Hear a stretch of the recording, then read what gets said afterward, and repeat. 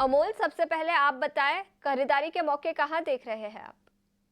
जी नमस्ते and good afternoon. IT index में आज अच्छा खासा मोमेंटम है, तो मैं एक आईटी के लीडर के साथ ही जाना चाहूंगा। मुझे एक एचसीएल टेक अच्छा लग रहा है पोजिशनल पॉइंट ऑफ व्यू से। 1733 के आसपास मैंने पिक किया था। पोजिशनली इसमें टारगेट निकल के आ रहा है 1800 और 1820 के। स्टॉप लॉस उसका रहेगा 1690। काफी कंफर्टेबल है। अगर हाईस भी नहीं लग रहे तो सस्टेन हो रहे, हायर बॉटम फॉर्मेशन है। 20 डे सिंपल मूविंग एवरेज के ऊपर ट्रेड हो रहा है, तो ओवरऑल टेक्सचर बता रहा है कि अगर ये स्टॉक में यही फॉर्मेशन कंटिन्यू होता है तो आने वाले दिनों में एचसीएल टेक में 1800 तक के लेवल दिखने को मिल सकते हैं। दूसरा मैं कैनफिन होम के साथ जाना चाहूंगा। पोजिशनल पॉइंट ऑफ व्यू से 870 के आसपास मैंने पिक किया था, अभी थोड़ा शायद ऊपर है।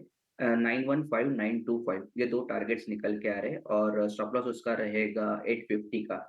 अभी भी स्टॉक अगर हम देखते हैं तो 50 डे सिंपल मूविंग एवरेज को क्रॉस किया है, पॉजिटिव कंसोलिडेशन है और रेंज से बाहर निकल रहा है स्टॉक। तो ओवरऑल फॉर्मेशन ये बता रहा है कि ये अगर टेक्सचर कंटिन्यू रहा तो कैनफिन होम में एक शॉर्ट टर्म मोमेंटम एक अच्छा बाइंग साइड पे डेवलप होता हुआ दिख रहा है। तो ये दो स्टॉक मुझे पोजिशनल पॉइंट ऑफ व्यू से अच्छे लगे। आईटी सेक्टर में आज शानदार तेजी दिखी है और इसी सेक्टर से एचसीएल टेक पर अमोल से खरीदारी की राय 1800 से 1820 तक के लक्ष्य दिखाई दे सकते हैं।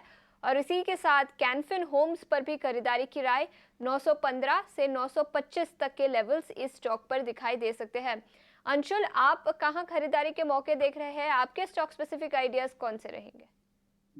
देखिए अशेषा जी, आईटी में सुबह हमने तेजी प्ले की थी गोफोर्ज में। अब हमको लग रहा है कि mid cap small cap counters second half में लीड कर सकते हैं। बाकी स्टॉक्स पे थोड़ा सा एक्सपायरी का प्रेशर बनेगा जो एफ एंड ओ के काउंटर्स हैं। तो कैश सेगमेंट से बाई रहेगा। पहला है नाइका। नाइका में 93 वीक्स का बेस ब्रेकआउट आया है और अच्छे वॉल्यूम्स के साथ आया है। लास्ट वीकली कैंडल देखें तो ट्रिमेंडस अमाउंट ऑफ वॉल्यूम रहा है। 220 रुपए पे नाइका को बाई करना चाहिए। 210 रुपए का क्लोजिंग बेसिस का स्टॉप लॉस रहेगा। ये स्टॉप लॉस इंट्राडे बेसिस पे नहीं है, क्लोजिंग बेसिस पे है। और ऊपर में टारगेट 245 प्रोबेबली नेक्स्ट वीक के मिड तक आता हुआ दिख जाना चाहिए। दूसरा काउंटर है होनासा का। होनासा में आईपीओ बेस ब्रेकआउट आया है ऑलमोस्ट 170 डेज का। यहाँ पे 511 रुपए में बाइंग करना चाहिए। 500 रुपए का स्टॉप लॉस रहेगा और 545 रुपए का टारगेट रहेगा। ये टारगेट भी प्रोबेबली नेक्स्ट वीक के मिड तक आ सकता है। तो 5 से 8 ट्रेडिंग सेशन का टाइम फ्रेम पकड़ के चलिए, दोनों टारगेट आपको मिल जाने चाहिए। ठीक है, तो ये है अंशुल जी की राय में स्टॉक्स जहां पर आपको नजर रखनी है। लक्ष्य और स्टॉप लॉस का विशेष रूप से ध्यान दीजिए। अंशुल जी, मैं आपके पास ही आना चाहूंगा। जरा चाहेंगे कि एक बार आप शुगर सेक्टर को स्कैन कीजिए। आज हम देख रहे हैं कि शुगर शेयरों में जबरदस्त एक्शन देखने को मिल रहा है और शायद इसके संकेत हम देखें तो केमिकल और फर्टिलाइजर स्पेस से ही मिलने शुरू हो गए थे, जिस तरह की तेजी हमने कल देखी थी। अब शुगर शेयरों की बारी है। आप देखिए डालमिया भारत आज साफ तौर पर लगभग 5.25% की तेजी हम देखने को हमें मिल रही है।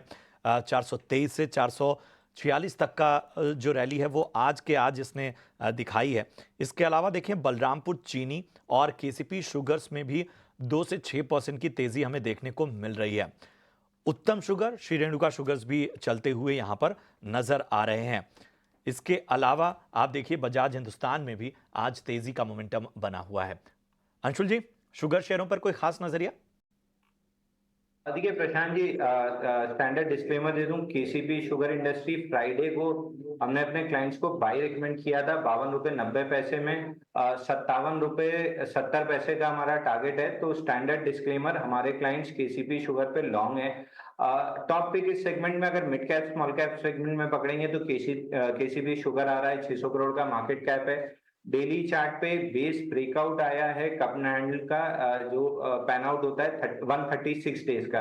136 दिन का बेस ब्रेकआउट है। 20-22 दिन स्टॉक में रैली बननी चाहिए। समवेयर अराउंड 65-66 तक का टारगेट रहेगा पूरे पैटर्न का। तो करंट मार्केट प्राइस से लॉन्ग कर सकते हैं। केवल इसमें स्टॉप लॉस लगाना है 49.5 रुपीज का क्लोजिंग बेसिस पे और ऊपर में 65 मिल सकता है। दूसरा स्टॉक जो हमको अच्छा लग रहा है वो है बलरामपुर चीनी। 123 हफ्ते का बेस ब्रेकआउट आया था, उसके बाद 6 दिन का फ्लैग बना है, आज ओपन लो के साथ चला है। फ्लैग का ब्रेकआउट है तो इसमें भी 569 जो आज का लो है यही स्टॉप लॉस लगाना चाहिए और ऊपर में 620 622 तक का टारगेट अगले 2 से 3 हफ्ते में आपको मिल सकता है। बलरामपुर चीनी रिलेटिवली थोड़ा सा फ्लोट बड़ा है, तो टारगेट अचीव करने में टाइम लेगा, बट 620-625 मिल सकता है। बलरामपुर चीनी में 569 यानी 569 का आपको स्टॉप लॉस लगाना है और यहां पर 620 और 622 तक के स्तर हासिल हो सकते हैं।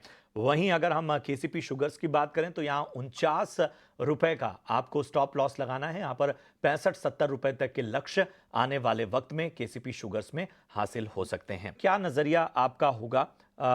हम देख रहे हैं कि आज अगर बाजार में देखें तो डीवीज लैग लगभग 3.25% ऊपर हमें नजर आ रहा है। लुपिन का शेयर हम देख रहे हैं कि 2% की तेजी यहां पर देखने को मिल रही है। जाइडस लाइफ, सन फार्मा और सिप्ला, ये तमाम दिग्गज स्टॉक हैं जो आज चल रहे हैं। क्या यहां पर कोई मौका आपको नजर आ रहा है? देखिए प्रशांत जी, बड़ा अच्छा इत्तेफाक है कि स्क्रीन के साइड में मेरी फोटो के साथ लुपिन आ रहा है ट्रेडिंग कॉल्स में। तो सुबह हमने लुपिन बाय दिया था, फार्मा में तेजी लग रही थी, लुपिन का टारगेट डन हो चुका है। वहां पे अब फ्रेश ट्रेड नहीं दिख रहा है, लेकिन फ्रेश ट्रेड ग्रैनुअल्स में उभरता हुआ दिख रहा है। यहाँ पे थोड़ी सी तेजी आ रही है, फ्लैग पैटर्न का ब्रेकआउट आ रहा है, ओपन लो के साथ चला है। तो अगर फ्रेश ट्रेड लेना है तो ग्रैनुअल्स में करंट मार्केट प्राइस से ले सकते हैं 696 पे। स्टॉप लॉस थोड़ा सा डीप रहेगा 680 का, 680 रुपए का, और ऊपर में टारगेट 725 से 730 रुपए के रहेंगे।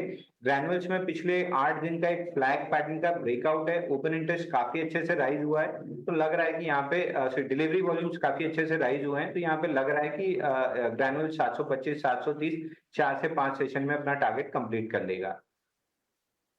ठीक है, तो ग्रैनुल्स इंडिया पर अहम रणनीति अंशुल जी की तरफ से मिलती हुई, और अंशुल जी ने जैसा बताया लुपिन में जो है उनके दिए टारगेट अचीव हो चुके हैं, तो यहां पर आप मुनाफा वसूली कर सकते हैं। बढ़ते हैं आगे और जरा सीमेंट सेक्टर को अपने रडार पर ले आते हैं। एक्शन कुछ खास नजर नहीं आया है हाल फिलहाल। हालांकि आज हम देखें तो इंडिया सीमेंट और रैमको सीमेंट, यही दो स्टॉक ऐसे हैं जहां पर हमें तेजी देखने को मिल रही है। बाकी सीमेंट स्टॉक में कल भी हमने देखा था कि एक बड़ा हिस्सा जो है वो साइडवेज का ही है, कंसोलिडेशन का ही है।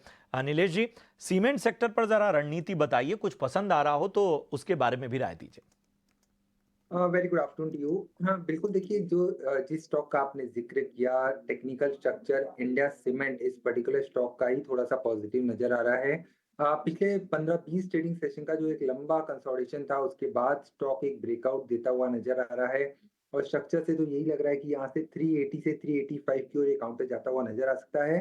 365 के आसपास का स्टॉप लॉस रखे इंडिया सीमेंट को लॉन्ग करके चल सकते हैं। इसके अलावा बाकी सीमेंट स्टॉक्स पे खासा थोड़ा दबाव देखने को मिल रहा है, तो बेहतर होगा कि अवॉइड करें, बट यस इंडिया सीमेंट को एक लॉन्ग ट्रेड लेके चल सकते हैं। तो ये राय है सीमेंट शेयरों पर। इंडिया सीमेंट्स पर भी नजरिया हमने आपके सामने रखा।